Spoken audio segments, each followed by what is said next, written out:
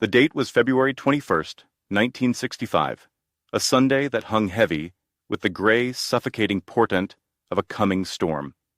The Audubon Ballroom on Broadway and 165th Street was packed, a sweltering ocean of 400 souls waiting for the words of El Hajj Malik El Shabazz, the man the world still knew, feared, and loved as Malcolm X, but high above the heads of the faithful, hidden in the dusty, cramped darkness of the projection booth, sat the one man Malcolm had explicitly banned from the building. Ellsworth Bumpy Johnson was not there to pray. He was there to sin so that the prophet could live. Bumpy sat on a wooden crate, his expensive suit collecting the dust of decades. Beside him lay Preacher, a marksman from the deepest trenches of Harlem, a man who could shoot the wings off a fly at 50 yards. Through the narrow, rectangular glass of the projection port, they had a God's eye view of the stage. The air in the booth was stale, smelling of old celluloid and gun oil. Bumpy had received the intel 3 days prior. Whispers from the Nation of Islam, murmurs from the NYPD wiretaps that his invisible army had intercepted. They were coming for Red today. And since Red was too stubborn to accept bodyguards, Bumpy had decided to be his guardian angel from the rafters. "I have him, boss," Preacher whispered, his voice tight. Through the telescopic sight of his high-powered rifle, the crosshairs were settling on the chest of a man in the front row. It was Thomas Hagen. He was fidgeting, sweating, his hand dipping repeatedly into his coat pocket. "He's nervous. He's gonna move.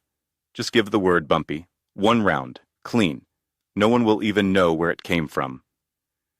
Bumpy watched through a pair of binoculars. He saw the tension in Hagen's shoulders. He saw the hate. But he also saw something else. Betty Shabazz, Malcolm's pregnant wife, and his 4 daughters sitting nearby. A firefight initiated from the balcony could turn the front row into a slaughterhouse. But Bumpy had run the numbers. Preacher was surgical. They could drop Hagen before he even stood up. "Wait," Bumpy commanded, his voice a low rumble. "Wait for the move." Down below, the atmosphere shifted. Malcolm walked onto the stage. He looked tired, the weight of the world etching deep canyons into his face. But his eyes were clear. He offered the greeting of peace. "Assalamu alaikum." The crowd roared back. "Wa alaikum salam." Then the disturbance began. A stage shout from the crowd. "Nigger, get your hand out of my pocket!" "Now!" Preacher hissed. "He's moving! He's drawing!" Bumpy saw it. Hagen was standing up, pulling a sawed-off shotgun from under his coat. It was a clumsy, brutal weapon. Preacher's finger tightened on the trigger. The shot was lined up perfectly. It would take a fraction of a second to end the threat, to splatter Hagen's brains across the floor and save the life of the most important black man in America.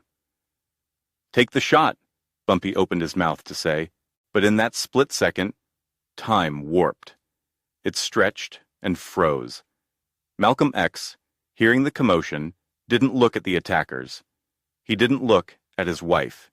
He looked up, straight up. His eyes locked onto the small, dark rectangle of the projection booth glass.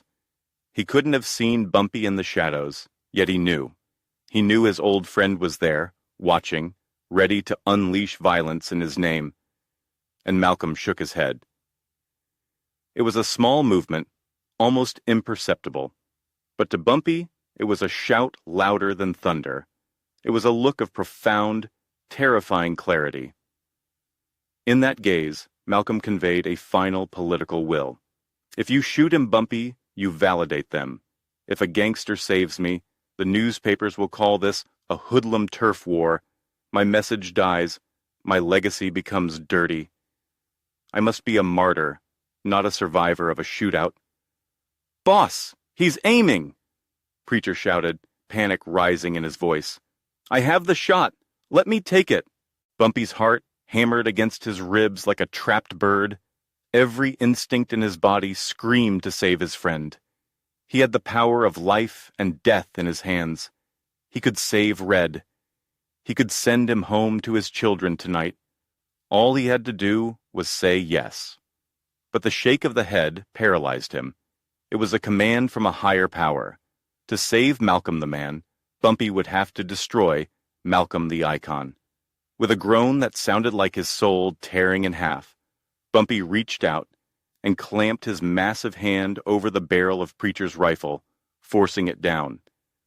"Stand down," Bumpy whispered, the words tasting like ash. "Don't shoot." "Bumpy, he's gonna—" "I said stand down." Boom! The shotgun blast from the floor was deafening. It tore through the wooden podium and slammed into Malcolm's chest. The sound was followed immediately by the crack of Lugers and the chaotic screaming of the crowd. Malcolm fell backward, his hands clutching his chest, his life spilling out onto the stage floor. In the projection booth, Bumpy Johnson stood frozen. He watched his friend fall. He watched the light go out of the world. He gripped the metal railing of the booth so hard that the rust cut into his palms, drawing blood that mixed with his sweat. A single tear, hot and angry, tracked through the scars on his cheek.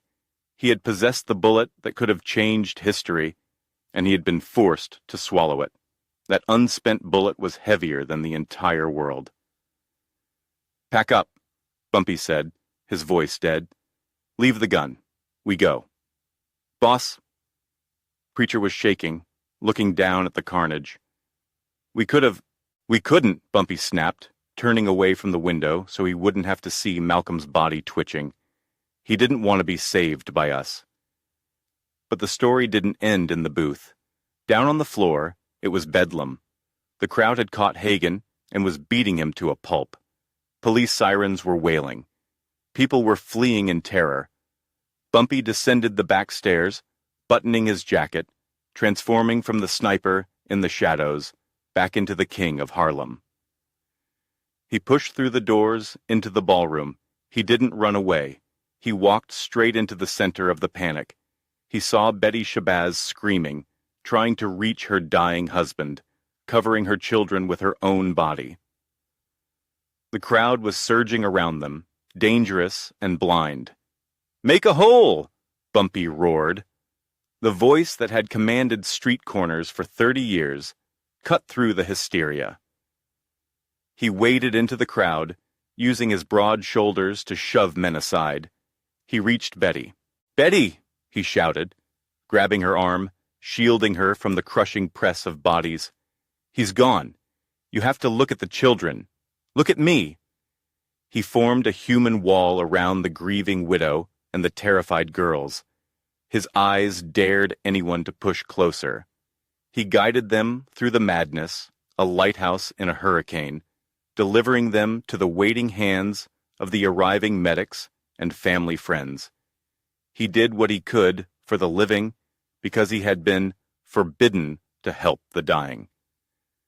As the police dragged a bloodied, half-conscious Thomas Hagen past them towards the exit, Bumpy stopped.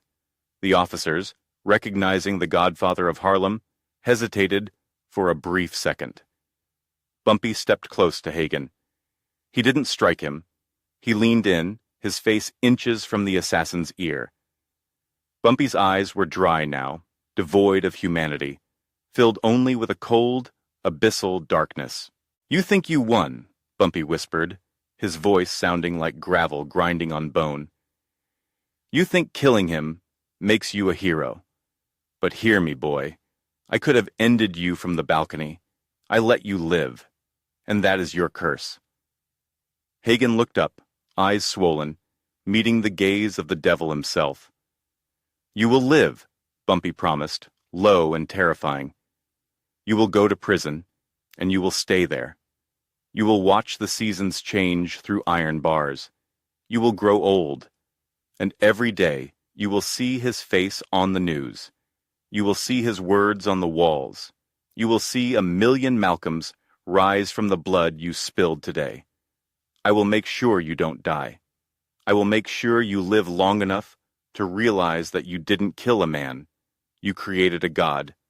And that regret will be your cellmate until the day you rot. Bumpy stepped back, letting the cops drag the assassin away. He stood alone in the back of the Audubon ballroom for a moment, looking at the empty stage where the blood was still wet. He adjusted his cuffs, the phantom weight of the unspent bullet still dragging at his heart. He had respected his friend's wish. He had let the bullet stay in the chamber, and as he walked out into the cold February air, Bumpy Johnson knew that was the hardest trigger he had never pulled.